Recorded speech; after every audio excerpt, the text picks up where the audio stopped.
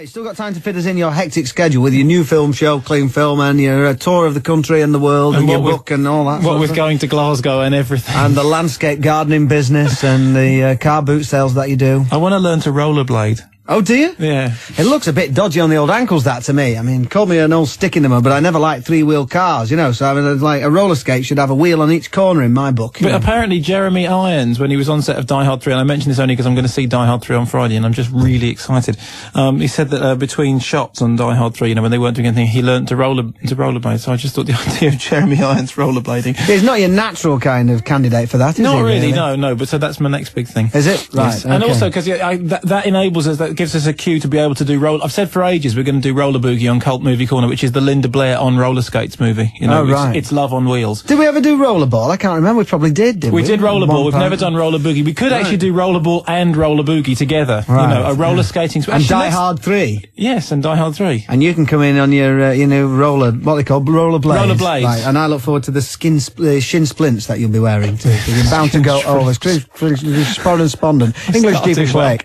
Okay then, right. So before you reveal this week's cult film, new stuff. It's an interesting week. The Brady Bunch movie. You can't move for this Brady Bunch stuff, can you? I mean, what was the Brady Bunch? It was an old American TV show. Yeah, it was 69 to 1974. It was. You mean you must have seen it? Well, I've heard it, but I never actually. What is it? A kind of. I have it in my mind that it's kind of Partridge Family meets the Waltons. It was much less hip than the Partridge Family. I mean, the deal was the Partridge Family had a certain kind of swingingness to it because of David Cassidy, but Brady Bunch was 69 to 74, and they were just this absolutely cringeworthy, awful, terrible family who, you know, the story was there was a father with 3 boys and there was a mother with 3 girls, and then the mother and the father got together. That's the way we all became the Brady Bunch.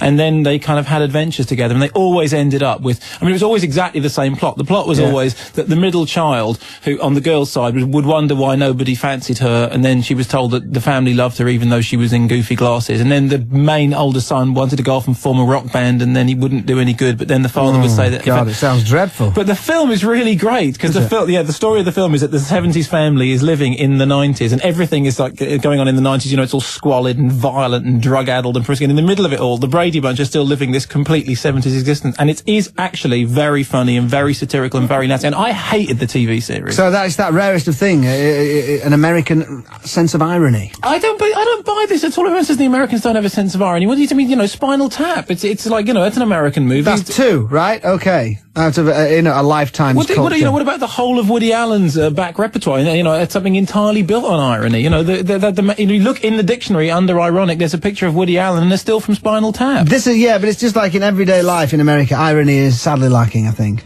Oh, well, yeah, your everyday Americans are stupid, but... Well, there you go. I think that is the point we're making. Can I just also say, just very quickly, this week, that also out is this film called Jack and Sarah, and it's a Richard E. Grant movie, and it looks absolutely grisly, and it's actually rather good. And I think I've just come to this conclusion that this is the deal now.